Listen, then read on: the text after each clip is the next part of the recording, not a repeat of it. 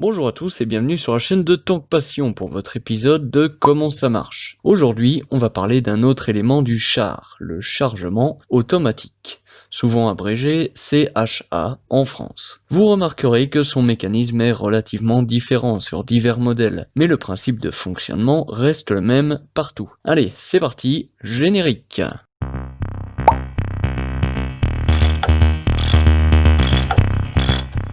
Le chargement automatique. Alors je vais pas vous demander ce que c'est, pas besoin d'être connaisseur pour comprendre son utilité, enfin sauf s'il y a des Américains, au cas où je le dis vite fait. Le chargeur automatique est un mécanisme qui remplace et qui fait à sa place le travail d'un chargeur humain, et qui plus est, de manière encore plus rapide et plus fiable. Donc, c'est plutôt utile, n'est-ce pas mon petit Abrams?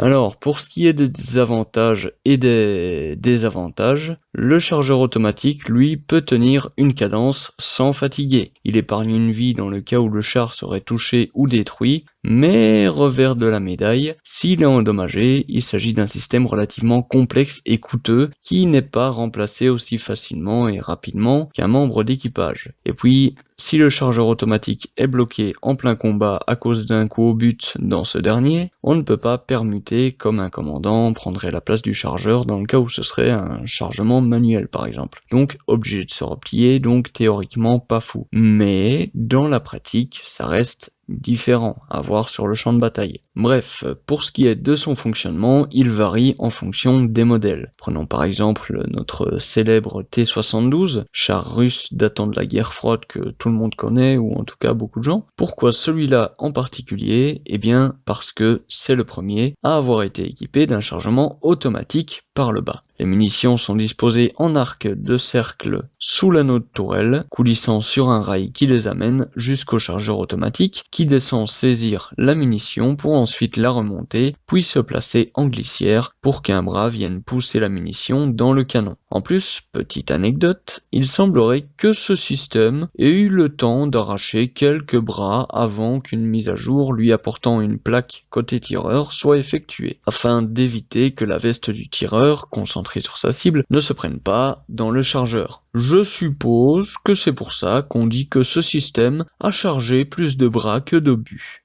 Charmant, n'est-ce pas? Oui. Personnellement, je trouve ça assez poétique. Ouais. Bref, alors ce système, à la russe, a un fonctionnement visiblement plus complexe que celui par exemple de notre cher Leclerc, qui lui possède un chargement automatique horizontal, avec un râtelier non pas en bas de caisse, mais bien en nuque de tourelle. Plus rapide et plus pratique, pas besoin de manœuvrer l'obus dans tous les sens, les munitions se trouvent en nuque de tourelle donc directement dans le bon sens, avec un magasin rotatif qui amène les munitions dans l'axe du chargeur automatique qui vient chercher la munition et l'envoie directement dans le canon.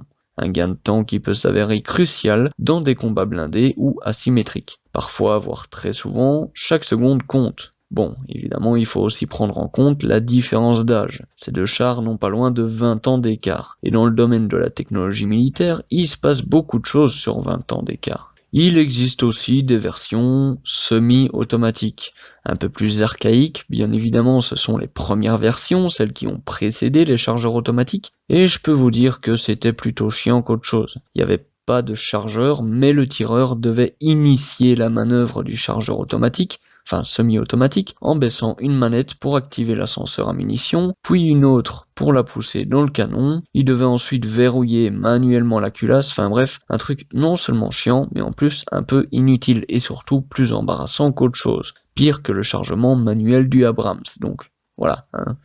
La boucle est bouclée, comme on dit.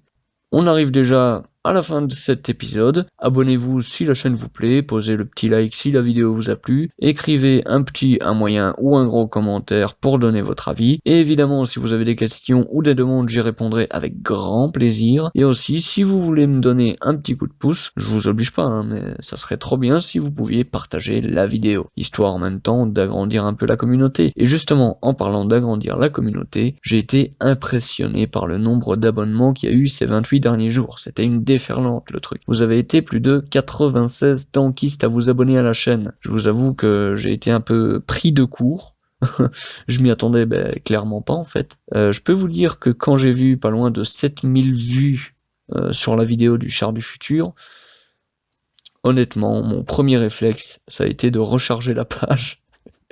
Parce que je pensais que c'était un bug, mais en fait non. Donc un grand merci à vous, ça me fait extrêmement chaud au cœur de voir que vous appréciez ce que je fais, parce que parfois j'ai l'impression de ne pas faire des vidéos vraiment bien faites ou bien expliquées, malgré que j'essaye vraiment de m'appliquer au mieux, en essayant de vous donner un contenu qui puisse plaire à tous, ce qui n'est pas toujours facile, mais avec le temps, on s'améliore. Bon, j'arrête de parler, je vous ai assez cassé la tête pour aujourd'hui, on se retrouve avec plaisir dans le prochain épisode qui portera sur un terme militaire assez particulier. Je vous en dis pas plus.